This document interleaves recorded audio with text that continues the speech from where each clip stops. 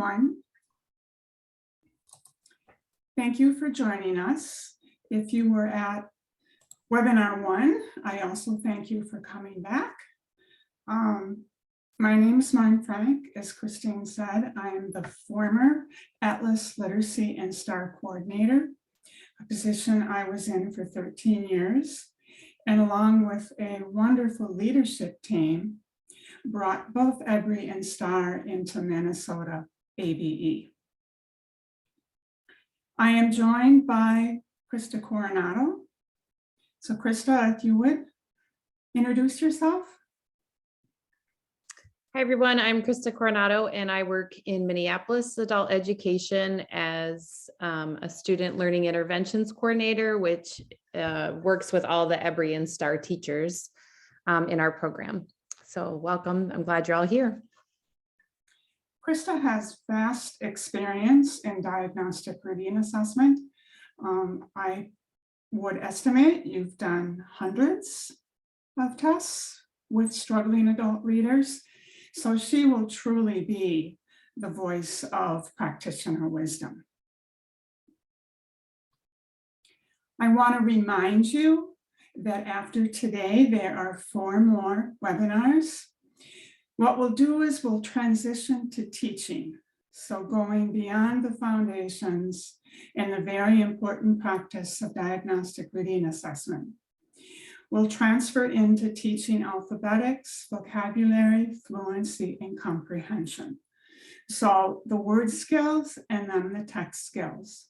Again, I will have a co-presenter, Teresa, Christine, Rob, and Penny, either all-STAR teachers or reading trainers with vast experience in that particular component. Once again, you can earn 1.5 CEUs for attending 1 or all webinars. The evaluation and then rewarded CEUs will be sent out next week. So you won't get them this afternoon, but rather next week. And I encourage you to attend as many as possible. However, with the components, you might want to pick and choose based on what you pay most attention to. A special feature of this series is a participant folder, and that's the shared link right there, which will be put in the chat box, and it will also be sent by Gail next week. So this is a folder where I upload PDFs that support each webinar topic. So there's a number from the first webinar, and then the ones that I've added for this one include guidelines for using the electronic DRA processes and scoring, complete word reading test slides and a teacher copy, complete Sylvia Green's informal word analysis inventory slides and a teacher copy. That's the phonics test that's conducted with some students.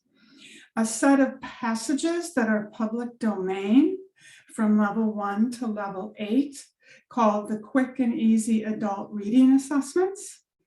They're quite family-based. The first set, I think, is mostly present tense, and the second set is mostly past tense, if that makes a difference. And then this morning, I remembered to upload DRA challenges and solutions, which I think is a 6-page document of common challenges and possible solutions generated by STAR EBRI teachers. So it's very, very comprehensive. And I think at this point, after all those years of collection, covered just about every challenge we've encountered. Specifically, our topics for today will include explaining or learning the purposes for testing the 4 reading components. I have no authority to make you do any diagnostic reading assessment, but I would like you to consider conducting 1 to 2 beyond CASAS or TABE, because they give you a more clear picture of a reader's strengths and weaknesses and help you decide not only areas of need, but also primary areas of need, a place to start. Then I will share all public domain or access to published tests and forms. The beta passages are copyrighted, but we have an agreement with Pearson to send them out upon request to teachers or managers who are going through this training. I'll try to clearly explain the processes, the steps for conducting each test, and then we have audio or video examples of what it looks like. And our focus will be on measuring word reading skills, phonics knowledge, and fluency skills. And then, like I said, collect challenges and possible solutions from you. And if they're not answered in the document, I will try to address them personally through the chat record.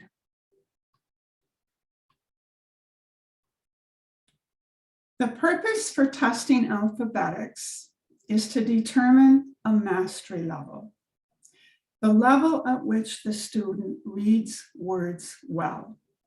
This then leads us to figuring out if they need higher alphabetics, which is beyond one syllable, or phonics needs. And the test involves using leveled word lists.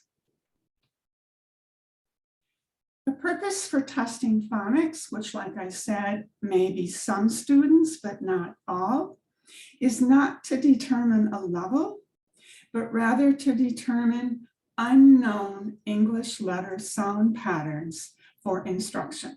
So again, a place to start along that very long and wide continuum of English letter sound patterns.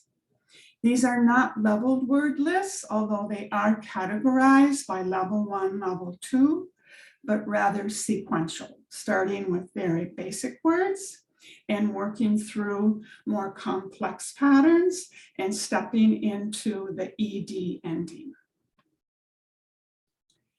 The purpose of fluency is to determine two levels, one for rate and prosody, which relates to text reading, and another for accuracy, which relates to word reading. And this helps you determine who needs fluency and also at what range, which is a combination of rate, prosody, and accuracy. And that's tested through short leveled passages. And as I'll remind you later, the student doesn't have to read the entire passage in order for you to score their oral reading. Vocabulary and comprehension testing we'll visit at webinar 4 and webinar 6. We won't have time today.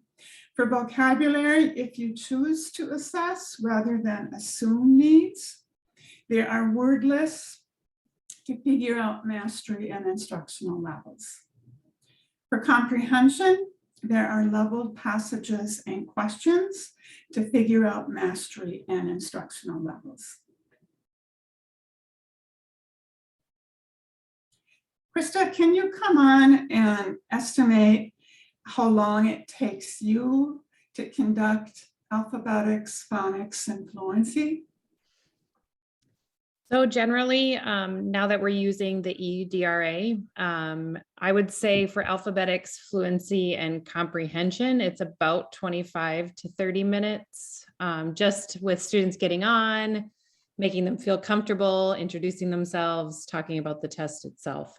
So I would say about that. The phonics Sylvia Green test, I've not used online and I haven't conducted it very often, so. Okay. And that estimate comes after many, many testings, right? Maybe not that short at the beginning, but eventually landing there. Yeah. And it's just so much, it's just so convenient online too, because I have it all on slides. It's, just clicking through. And it makes it a lot faster than pulling out the sheet, as they're sitting there and Yeah. all of those things. So. But it is your choice. You can test either in person or online. Again, we have the tools for you, so you don't have to go digging for any tests. Everything you need for the student and for yourself is available. By the way, you heard Krista say EBRI. I say EBRI, and some people say EBRI. And my response to that is there's no one way to say EBRI, and there's no one way to do EBRI.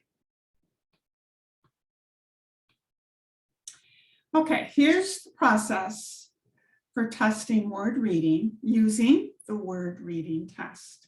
And in that EBRI resource, which is in the participant folder, you will find everything you need in print on pages 15 to 22. It's a very compact test in that there are only 4 lists. So rather than one word list per grade level, they are combined into 2 grade levels.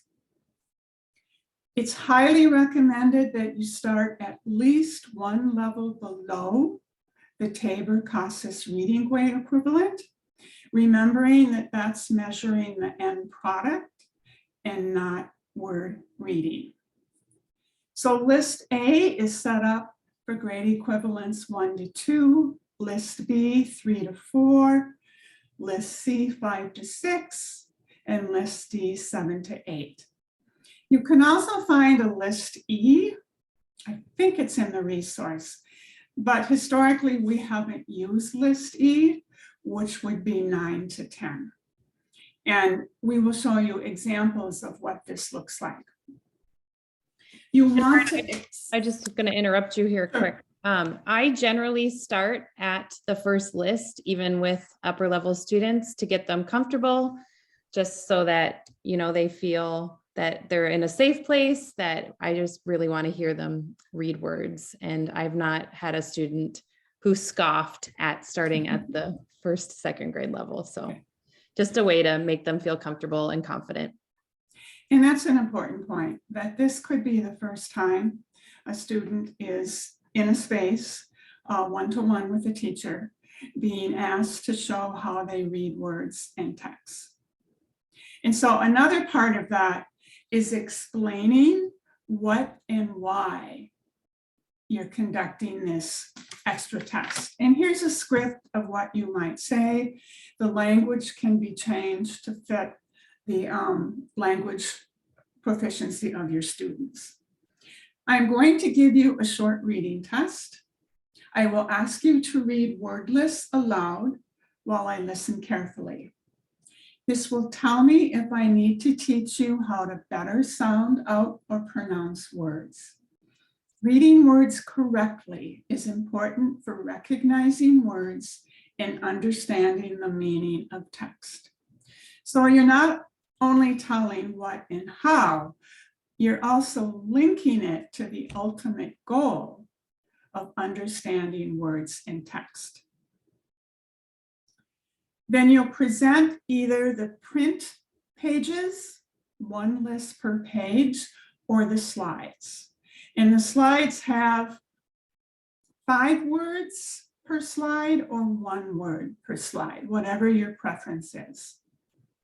So they will read from the list or the slides, and then you'll be following along on our teacher copy, which has all of the lists on 1 page, with a space for marking correct or incorrect, and if you can, the misread words.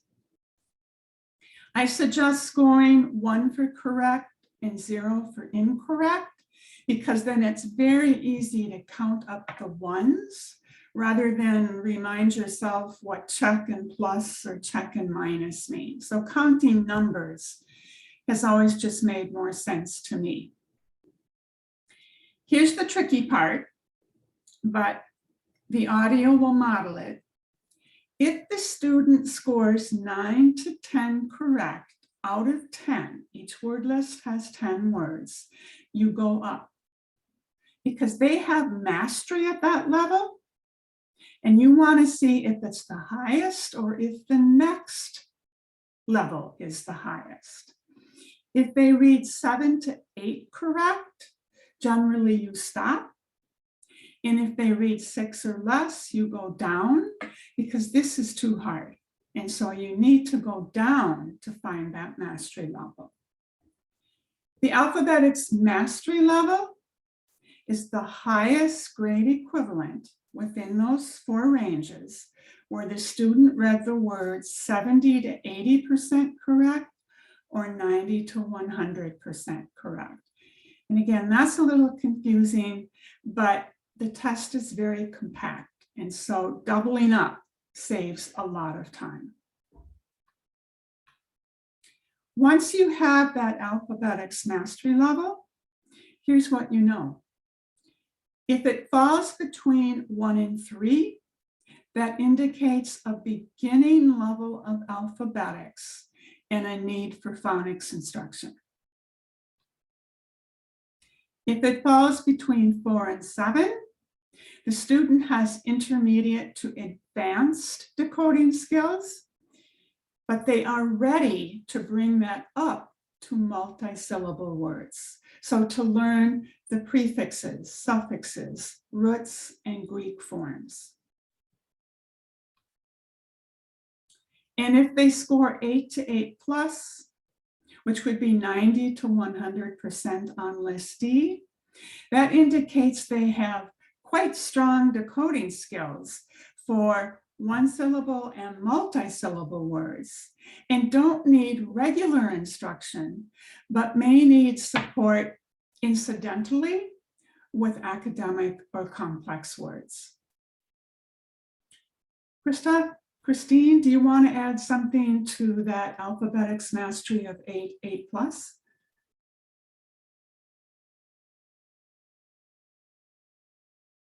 Krista, you talked about they won't get away from alphabetics because they'll see more challenging words in fluency.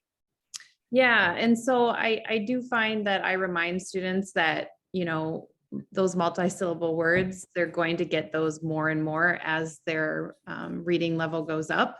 And so that they will be practicing those and be able to encounter them and try in those fluency times and in the, you know, even in the readings, the text that they have available in their classes for pre-GED or even GED level.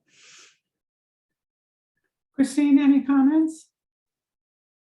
Being that you've worked with many adult secondary students? As far as alphabetics and secondary students? Yeah, I mean, we say there's probably not a need at 8 plus, but you've talked about how there is occasional need. Yes, at you higher know, levels. I have done alphabetics in my classroom, in my STAR classroom, when I've had students who've been at the 8th grade level. But I've done syllable types, for example, in terms of helping students to spell better. And you would think that introducing syllable types, they might think, well, you know, I'm reading pretty well. However, I had no trouble getting students to buy in when I was able to connect that work directly with spelling longer words. And also, when we talk about some of the word study pieces, when we start to get into the affixes and prefixes, students who test past a 9th grade level on a TABE or CASA still have need for some of that work, particularly if they want to go on in education and training and need to be able to access longer words, particularly words with Greek and Latin word parts. Mm-hmm. And that brings to mind a number of teachers who have mentioned that if they present alphabetics as a way to improve word reading and spelling, it really captures buy-in from students. I think it's a good reminder too, when they encounter words they don't know, that they can sound it out because of the work they've done. Yeah. Right, that chunking. is a crucial alphabetic skill, to be comfortable with chunking into decodable, recognizable parts. This interesting list is from Patsy and Andrea Eckelberger. And this is a list of common adult ELL pronunciation errors by language. And so I'll let you just take a look at it and notice that there are similarities and differences.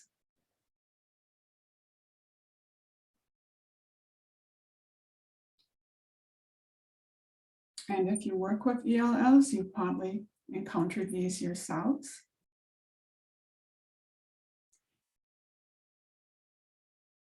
So I present this list for you to consider when you're scoring correct versus incorrect. Sometimes students will never learn to pronounce TH. It's just not part of their mouth work to make those sounds. They might be so used to pronouncing ED endings, it's hard to pull away from that. And dropping the S is often very common. I think it's okay to not score them as incorrect because they don't usually change the meaning of the word. And that's what's most important, is that the pronunciation carries meaning. Anybody want to add to that? Yeah, I would say it's really important, you know, when you're testing to realize and hear those things in students. And at times at the end, I will mention it to them in a way of, hey, just so you know, this is pronounced this way. It's not wrong, but I want you to know that that is a common mispronunciation. And students usually like to hear that, but I don't correct them during like a fluency exercise or during the test or count them as errors. Okay.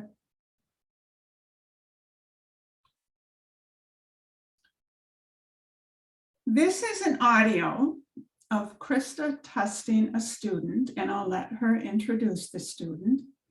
If you want to be following along on the teacher copy, I guess Christine will put that link into the chat box and it will lead you to the participant folder.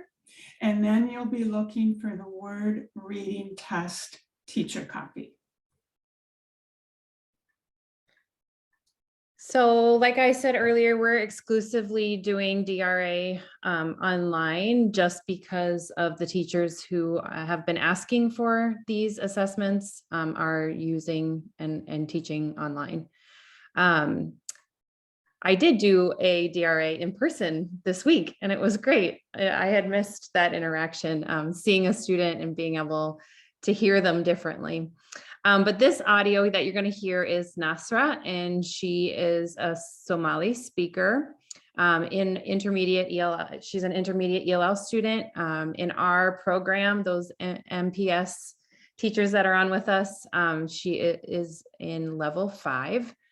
And like I said earlier, I generally, especially with ELL students, try to start with list A, regardless of their CASAS or TABE, just so they can build that confidence and get some easy words off the page quickly. So this is Nasra. So Marn will play it for us. I will start the audio. There is a lag of time at the beginning. I think it's about 10 seconds before the audio kicks in.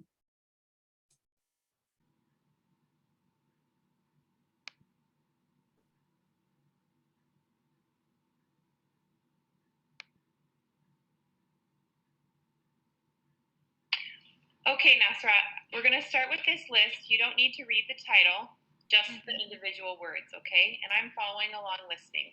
Whenever you're ready. Okay. Man, so, day, sun, tree. Good. This list, please. Rain, hair, long,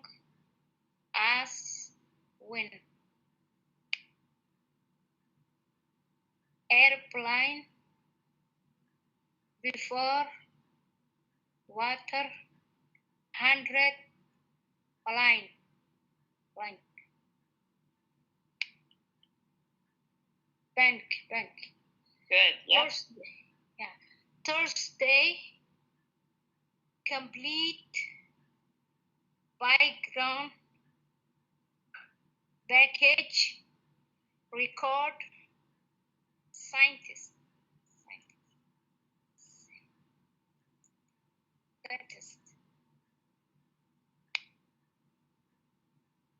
Citizen, computer, information, temporary, explanation. Good. Application, construction, development, material, practice. Institution,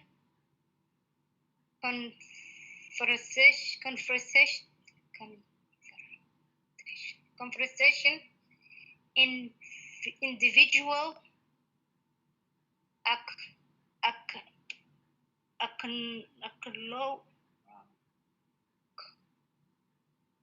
acknowledge,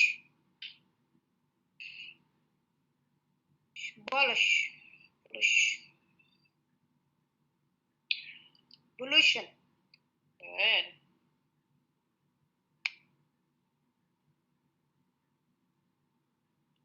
Okay, optimistic, lotion, urgent, prescription, conference,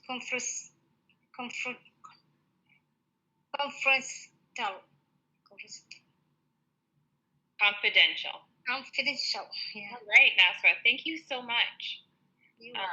This helps me learn about how you can read words quickly and correctly. So I will forward this information on to Dara too, okay?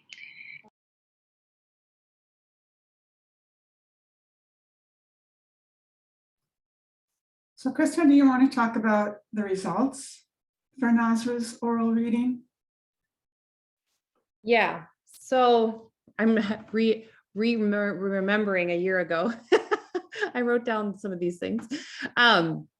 So as you can see, I started her on list A, where she would have been, I believe she was generally supposed to start on B from her CASA score. And I had her go through, obviously, starting from A and on. And I heard a breakdown starting list C, which you probably heard too, but she was very good at self-correcting. And so we went on to the last list, and obviously that's where it broke down quite a bit. So I believe, Marn, that I scored her at a 5. I'm sorry, I'm not looking at my notes here. I think her alphabetics mastery level was either 5 or 6. Yeah. It's not a big difference because that indicates the readiness for multi-syllable decoding. Yes. And when you group for alphabetics, it's between 4 and 7 or 8. Students within that alphabetics mastery level range work together. You don't have to individualize or figure out levels within levels.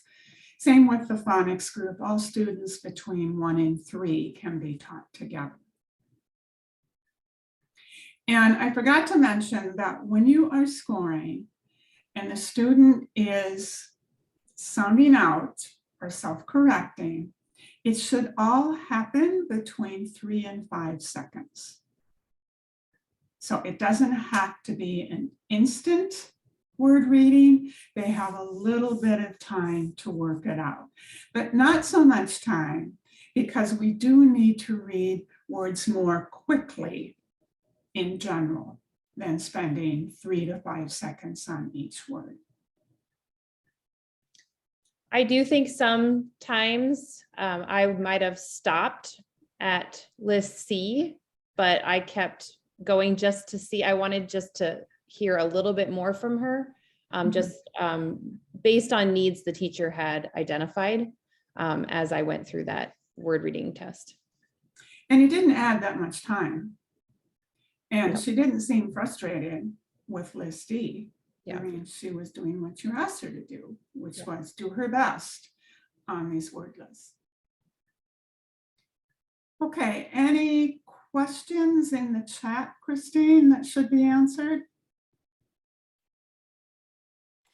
Yes, there is one here from Keith. Where do you stop the test if they're struggling or can't read it? If you present any list and they're not getting the first 5 words correct, I would say you could stop there. I mean, testing protocol, these are informal, but formal testing protocol says if you present a list, you have the students try all the words, but we can be more compassionate with informal testing. And if they are super struggling, you know it's too hard. And you've got the information you need that either they need phonics or they're stumped by multi-syllable words.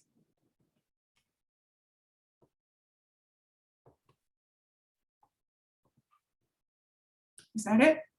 Yes. Okay. Then we will go on to the phonics testing. This is the process, and you can find the print pages in the resource on 23 to 27. However, they are the old version where there's a list for level 1 and a list for level 2, and there's like 40 words on each list. So there's also a modified version where I broke up the level 1 and the level 2 into 6 lists. So there are fewer words on a print page, and then they can be presented 5 or 1 word at a time on the slides. The level 1, level 2 is just how they categorize the very basic words of English with the more complex, but they're all 1-syllable words until the very end when they step into the ED. The official name is Sylvia Green's Informal Word Analysis Inventory. So that level 1 includes short vowels, blends, digraphs, and steps into long vowel silent E. Level 2 is long vowel teams, your EE, your EA, your EW, your OU. Silent letters, vowel R, L, and irregulars, the many not phonetic spellings of English where certain patterns are used multiple ways. And again, we'll show you examples soon. Like for the word reading test, you'll want to explain the what and the why. I'm going to give you a short reading test. You will read words aloud while I listen carefully. This will tell me the English letter sound relationships you know and the ones I need to teach you. This will help you become a better reader and speller. So they understand what they're doing. They understand how you will use it to plan instruction. And again, that connection to something beyond just reading words on a page. As I said, they read from the modified pages or the slides. All of the words on the Sylvia Green are real. Some are names, but they are not common. And that makes it a better test of phonics knowledge rather than sight word knowledge. Once again, you're following along on a teacher copy, scoring 1 for correct, 0 for incorrect, and noting the letter sound pattern errors, because that's where you need to get in and teach the student, not necessarily at the beginning, but where their knowledge of letter sound patterns begins to break down. The Sylvia Green can also be used as a group spelling test. So the reading test is 1-to-1, and the spelling test can be a group. So once again, you choose to start with the level 1 or level 2 word list. You change up the explanation to talk about spelling, how you will be dictating the words and they will be spelling them. And you will use their spellings to figure out the letter sound relationships they know and don't know. And then you will get in there and help them master them so they are better readers and spellers. You'll dictate the words one at a time. I would suggest saying them more than once with a lapse in between the first pronunciation and the second to give them time to process. You'll collect and review the student spelling, scoring 1 or 0, and noting those patterns for instruction. And if it's remote, I'm thinking students over the phone or in a Zoom meeting could be spelling in an email. Not that I've done that, but I think that could be done. This is an example of what the level 1, list 1, words 1-5 looks like. This is how basic the Sylvia Green starts out, with CVC words and just short A. And then it progresses to short U and short O and short E. And then into the blends. So we move from 3-letter words to 4-letter words to 5-letter words. So beginning blends and ending blends. For lists 5 and 6, I am going to simulate a struggling reader while you simulate being the teacher and score what I say. And if you want to be looking at that teacher copy, it's already in the chat box, I believe, so you can access the Sylvia Green teacher copy from that link. So you've explained to me why you're asking me to read these words. You've encouraged me to do my best. And here's what I say. So take note of those letter sound pattern errors. I have to say that once a reader, it's hard to simulate being a non-reader. So this may not be authentic, but at least it gives you a chance to see how the Sylvia Green works. Connect, right, tight, limb, sly like fly, tie, hark, port, verb, firm, curl, pale, bellum, milled. So obviously I made some errors, but we'll go on to list 6 to see how I do for the last 2 lists of the Sylvia Green. Scent, pace, kinch, sized, gem, bing, gin, Jim, Pahaz, tough, deef, hunted, wished, slammed.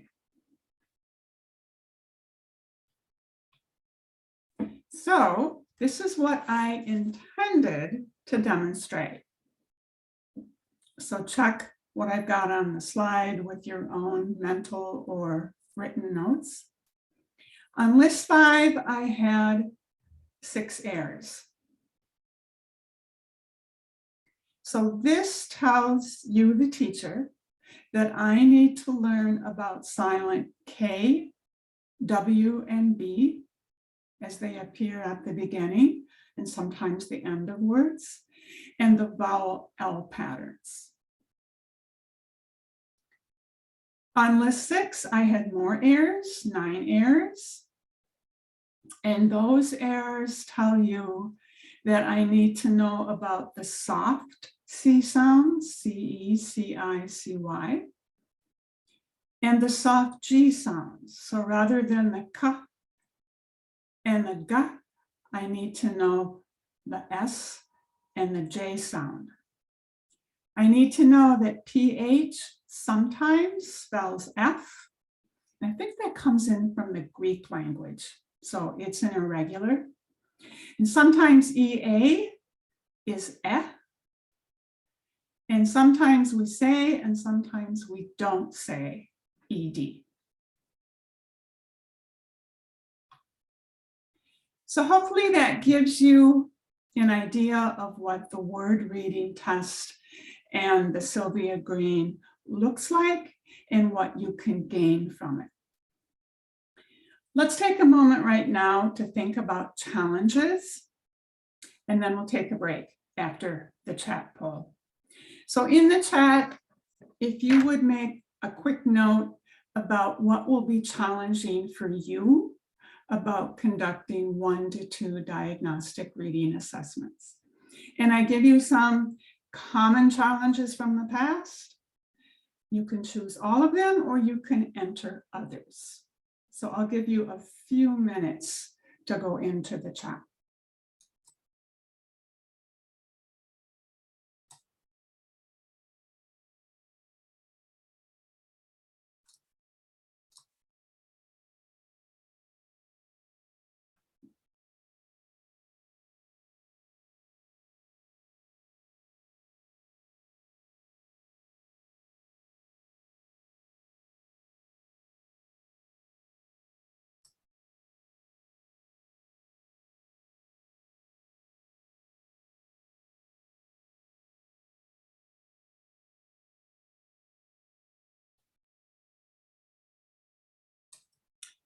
And it's obvious the winner is time, and that has not changed over all the years of STAR and EBRI in Minnesota. So that's why I say, if possible, pick one to start with. It'll be maybe an extra 10 to 15 minutes of time. If you have support staff or volunteers, you could train them how to conduct these tests, and that would be their responsibility. However, you want to be sure that they're comfortable with testing. I've trained many support staff and volunteers who really didn't want to do that. They wanted to teach, they didn't want to test. So make sure that that is of interest to them. Okay, thanks. Let's take a 5-minute break, and then we'll come back for the processes and examples of fluency testing.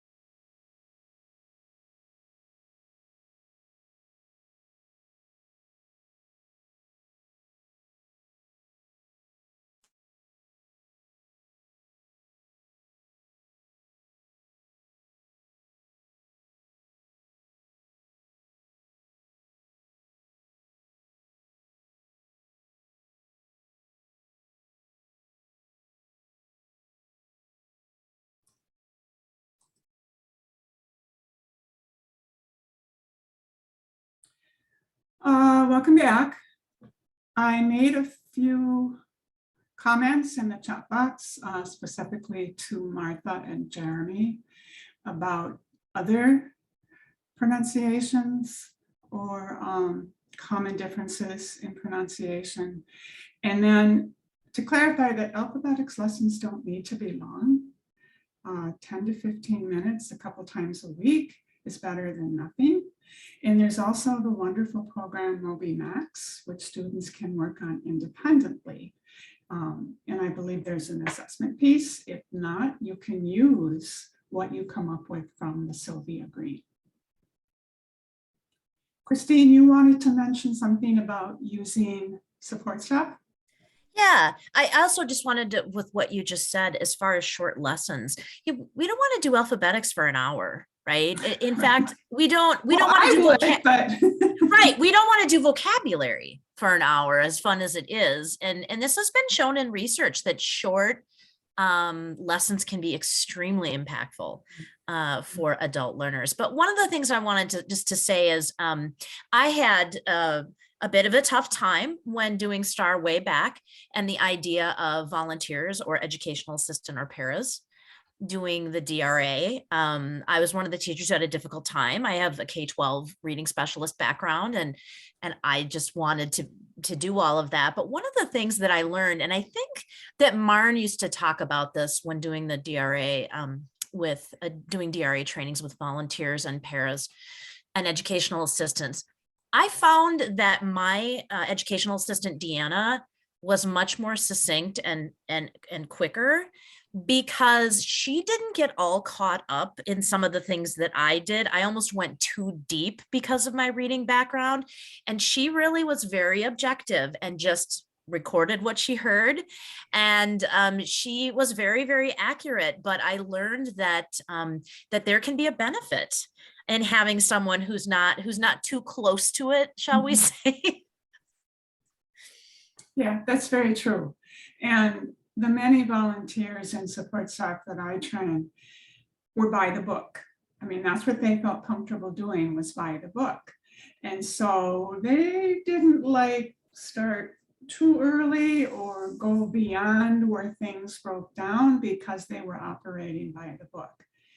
What's crucial is the consistency between the testers. If it's the teacher, if it's the volunteer, if it's the support staff, if it's everybody, be sure that you are consistent, because then your results will have meaning.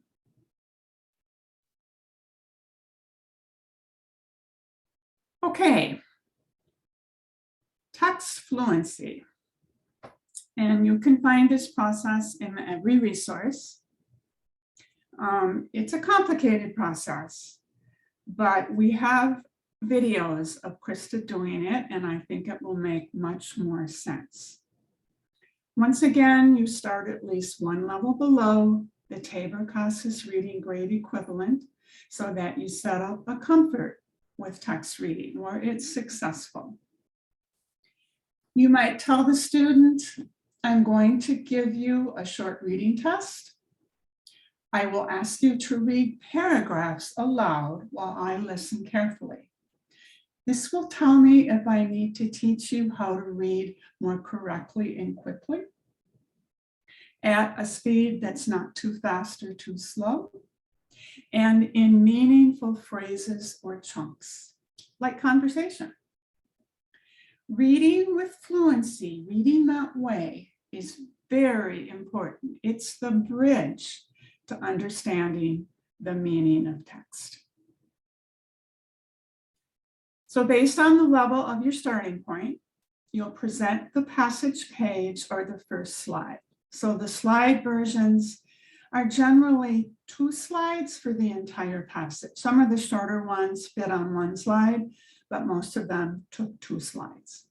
You'll want to read aloud the title, and some of the beta pages might have an introductory sentence too.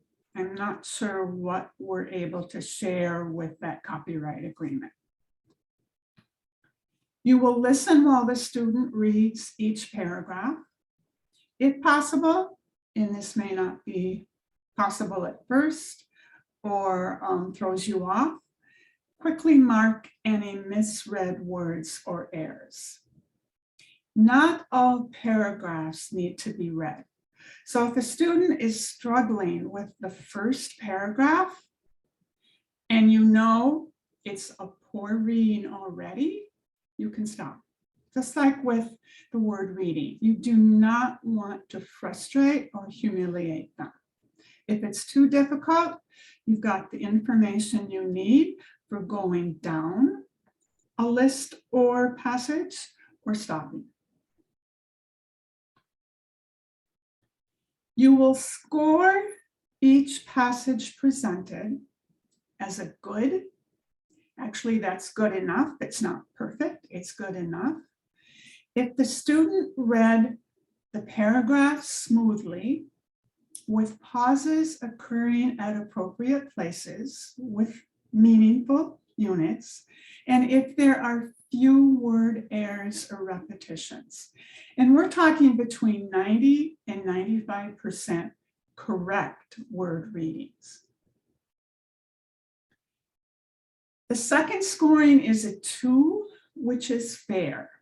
And a fair oral reading means things are starting to break down. The text reading is uneven. The phrasing is awkward or incorrect. And the number of word errors or repetitions is increasing. It goes beyond that 90%. And the final score is a 1 for poor. If the paragraph or paragraphs are read slowly, choppily, and with many word errors, because they're not hanging on to meaning if they're making so many word errors. If the student reads a presented passage good to fair, go up, because you want to find the highest level of mastery in order to determine instructional. If the student is struggling, provide words to move them along, or stop at the end of a sentence or paragraph and thank them for their efforts.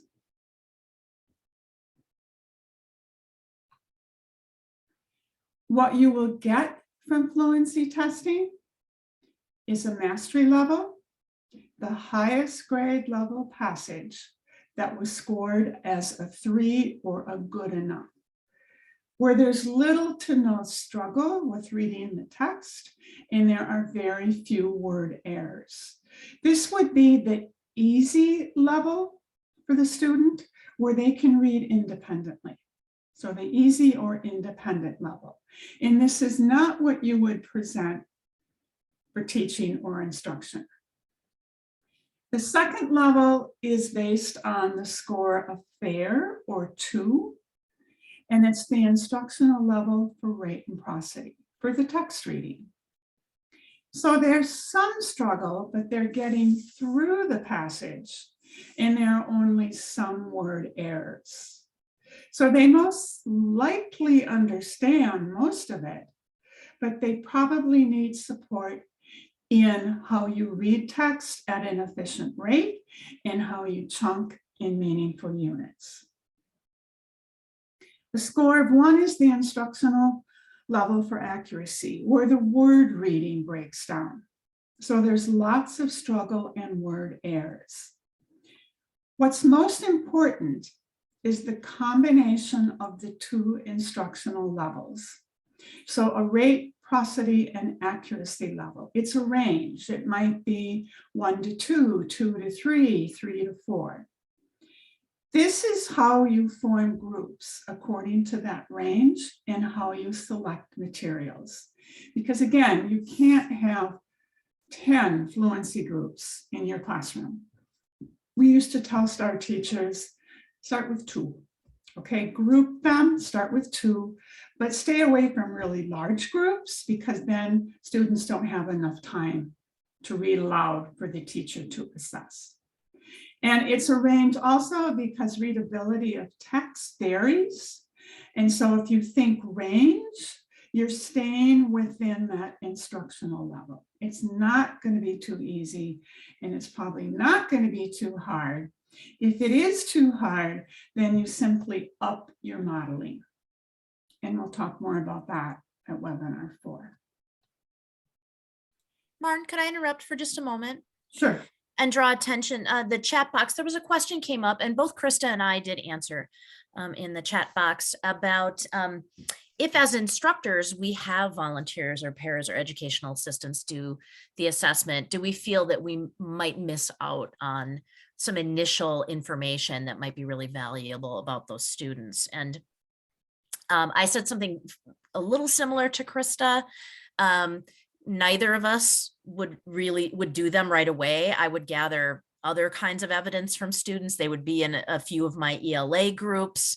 I wouldn't walking in the door. So I would gather important information.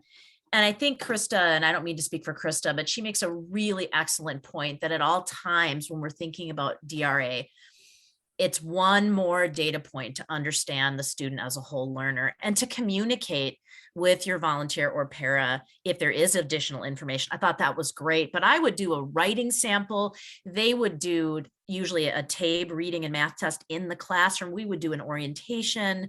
I would have a conversation, and there was a lot I could gather there, but I liked Krista's answer as well. If you want to add anything, Krista. This teachers that I've worked with for many years, who I do assessments for, we've just talked a lot about like, what information do you want to know on top of it? So when I'm doing more of a interview, you know, or just making them feel comfortable, I'll ask things of like, what is their specific goal? And have they taken any pre or GED ready tests? You know, just like a wide range of things so that the student knows that we care about them as a bigger picture than just their reading level at that moment. And then we sit down and discuss like, what things do you want to know? Just because sometimes the teacher has 30 students online and can't get to those questions in a good way individually, and maybe not until like conferencing time for us, which is, you know, mid-semester or mid-trimester. So I think this goes back to ideal versus real that we talked about when comparing STAR and EBRI. Ideally, the teacher should be doing the diagnostic reading assessment because they are the ones that will connect that to instruction. However, it wasn't real in most programs for teachers either to be released to do testing or to find time and space on top of their already busy day for testing. So that's when we began to train volunteers and support staff. So it brought us from ideal to real. If I put my Project STAR hat on, I would say that it can't be evidence-based reading instruction without diagnostic reading assessment. But all of the time and space factors that came into our 12 years of STAR that were compounded by the pandemic, I totally understand that this is even more challenging than before 2020. But there's great value in listening to students read out loud. So that's sometimes called a diagnostic oral reading, which would be like the fluency test, where you listen to them read a couple paragraphs out loud and you can gain a lot of information about their accuracy, rate, and prosody. So that's what I would add to the answers. And hopefully that's enough. If not, put some more questions in the chat box. This is a sample of a Bader passage at level 4 called Google It. So it's pretty modern. I'm not going to read it to you. I'll let you look at it. You'll note that there are compound words. There are words with prefixes and suffixes. There is conversation with quotation marks. So you can see that it's beyond a very basic level. And I think it would be a interest to most students.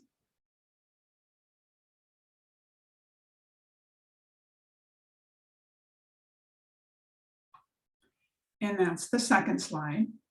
So the entire passage is over 2 slides.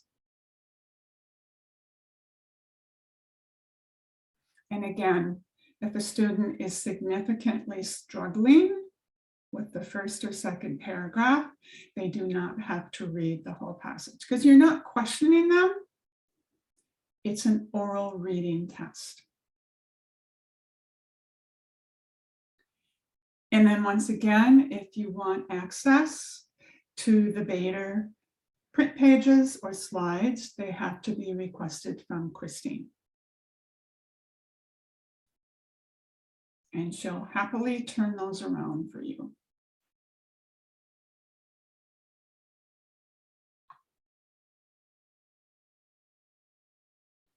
Okay, there are 3 videos in which Krista stars as the teacher tester. If you want the scripts for the passages, you can go to the link and it will bring you to a script. It's not in the participant folder. It's a separate link if you want to follow along word by word.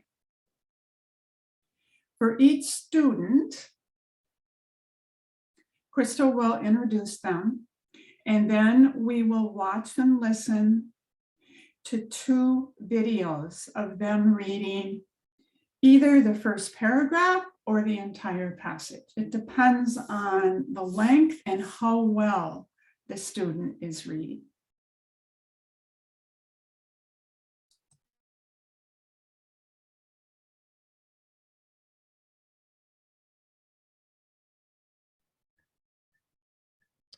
So this first student, we are going to see Furman, and he was a TABE 7.7 in our pre-GED social studies class, I believe.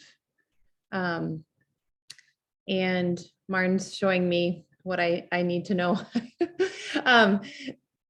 We started at level 6 and he read accurately and smoothly. So I had that TABE of 7.7, went down to the level 6 reading. And I believe we're going to show level 7 here, right, Marn? Yeah. And 8.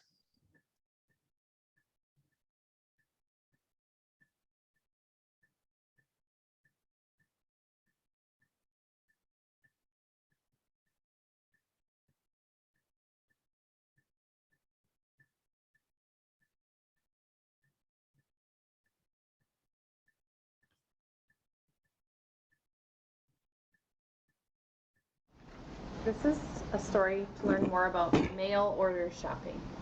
Okay. Mm-hmm.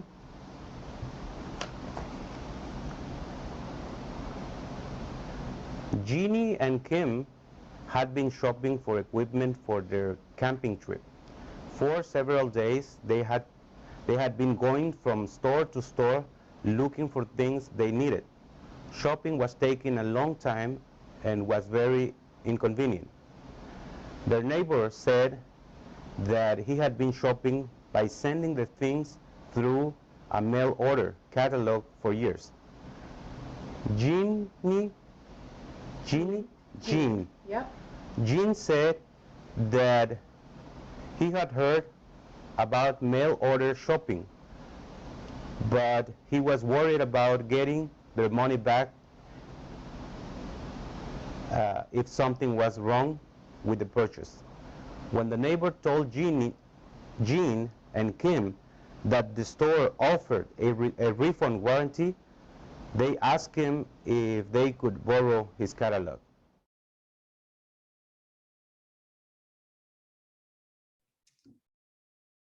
So Furman read that pretty accurately, which you could hear.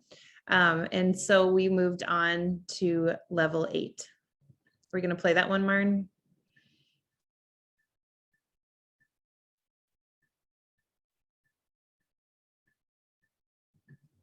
That was level 8. Oh, I skipped level 7 because of the time factor. Got it. So, I don't get to level 8 very often, so I don't even know if I recognize that. so his instructional levels are 8+, 8+, which means he may not need fluency instruction, but if he did, that would be the range of passages that would help him to read better. So an interesting note on this particular type of student, which we generally don't get a ton in the classes that I'm doing the DRA in, even for an 8+ student, we talk about when they're in, we call them STAR small groups, that he'll be working on fluency forever. You know, that reading aloud is helpful for comprehension and builds his pronunciation and being able to decode multisyllable words. And so we just frame it as like, we're always shooting for better comprehension. And so even though you'll be reading out loud, it's part of just building that comprehension muscles. And you'll be doing that forever. So. And that can happen because of your volunteers, right? Yes. Your, I forget what I called it, your something of volunteers. Yeah. Okay, the second one, let's take a look at what we've got and then decide which video to show. So this is Ahmed, and he was a TABE 5, and so started at level 4, and he read accurately and smoothly and moved on to level 5 and 6. So I think it'd be good to see the level 6 Marn to see where it began to break down. Yes, I agree.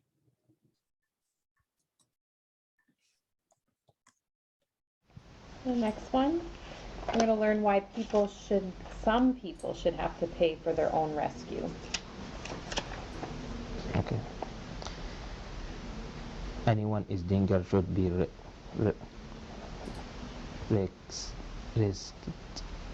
Some risks, however, can be very expensive.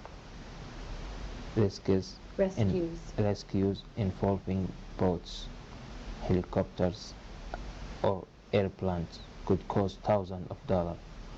Who should pay for these costs? This is a question that people are asking. Some say if people have internationally put themselves in danger by being negligent, they should buy part or all of these costs. The general feeling is that in some cases people should not have to pay. For instance, when certain dangerous water conditions arise, tax money should be used to pay the cost of rescues. However, should people pay for their own rescue when they ignore law or posted signs? For instance, warning signs have been posted in national park telling hikers that they could be responsible for rescue costs if they leave the marked trail.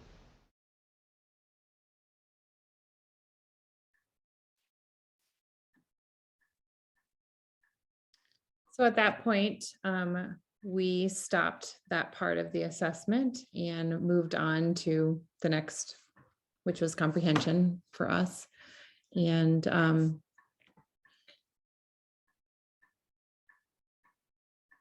Marn, did you have his rate? Yep, thank you. Rate and prosody was 5, and then accuracy was 6. So I informed the teacher that the range of 5 to 6 would be appropriate for Ahmed. And it's good to note that this was one class. And so we do have quite a range of students, even in our levels of pre-GED. And those 2 students would be in the same class. And how important it is that we started utilizing volunteers so that students were able to work in their fluency levels or alphabetics levels too. Because I mean, Furman would not be an alphabetic student according to just where his fluency was at. But Ahmed might need more multisyllable work. And so that's how this information just gives the teacher a better view of the student as a reader and what areas they can work on.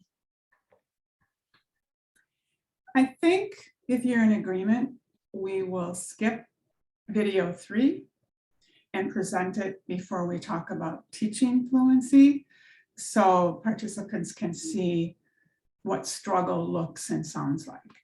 Yeah, that's a good idea. Kalia. Mm-hmm. So I want to be sure that we have time for a breakout group. Here are your directions, which Christine will put in the chat box. If necessary, select a leader.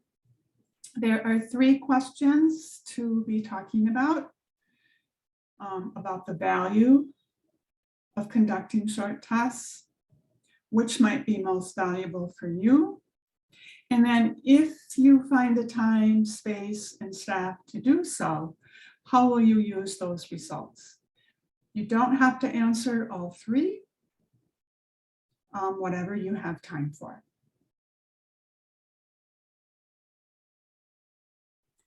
Marn, how long did you want the breakout group?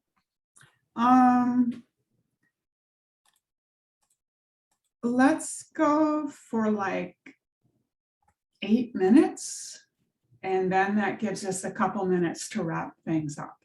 So would you like me to do 7 with a warning or just 8 straight minutes? Let's just do 8 straight minutes.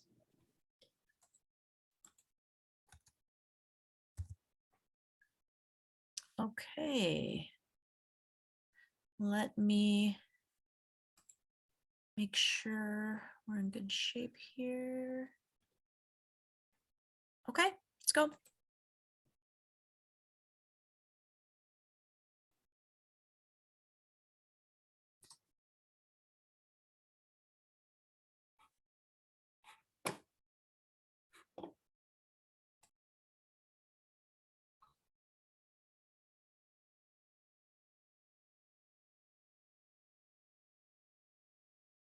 Well, to wrap things up,